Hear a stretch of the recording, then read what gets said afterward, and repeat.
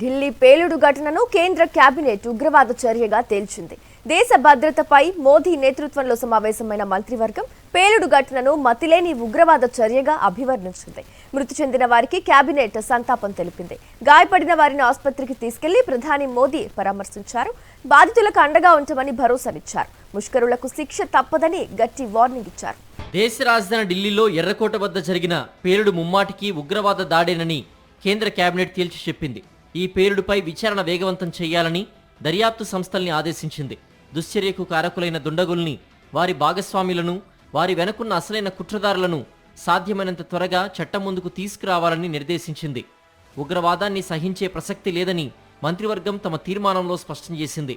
ఉగ్రవాదం ఎక్కడ ఏ రూపంలో ఉన్నా సరే అంతం చేయాల్సిందేనని సూచించింది. ఢిల్లీ పేలుడు ఘటనను మతిలేని ఉగ్రవాద చర్యగా కేబినెట్ అభివర్ణించగా ఈ పిరికిపంద చర్యను తీవ్రంగా ఖండిస్తున్నట్లు ప్రధాని మోదీ స్పష్టం చేశారు. అంతకుముందు భూటాన్ నుంచి స్వదేశానికి చేరుకున్న ప్రధాని మోదీ నేరుగా ఎల్ఎన్జేపీ ఆసుపత్రికి చేరుకున్నారు.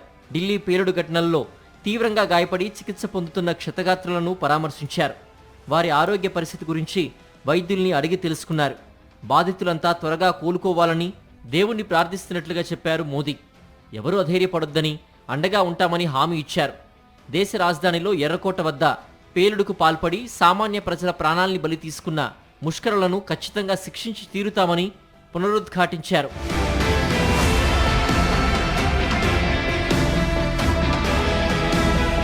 మరోవైపు ఢిల్లీ పేలుడు ఘటనతో దేశవ్యాప్తంగా హై అలర్ట్ కొనసాగుతోంది. ఉగ్రమూలాలపై ఏ చిన్న అనుమానం ఉన్నా పోలీసులు జల్లెడపడుతున్నారు. నిన్న ఒక్కరోజే కశ్మీర్లోని శ్రీనగర్, గందేర్బల్, బుద్దాం, బారాముల్లా, బందీపోరా, కుప్వారా, అనంతనాగ్, కుల్గాం, పుల్వామా, పోషియాన్ జిల్లాల్లోని 500 చోట్ల పోలీసులు విస్తృత స్థాయిలో సోదాలు చేశారు.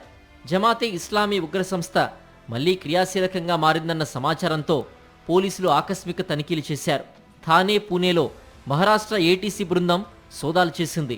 అల్ ఖైదాతో సంబంధమున్న ఒక సాఫ్ట్వేర్ ఇంజనీర్ అరెస్ట్ నేపథ్యంలో థానేలో ఒక టీచర్, పూణేలో మరో వ్యక్తికి చెందిన చోట్ల సోదాలు జరిగాయి.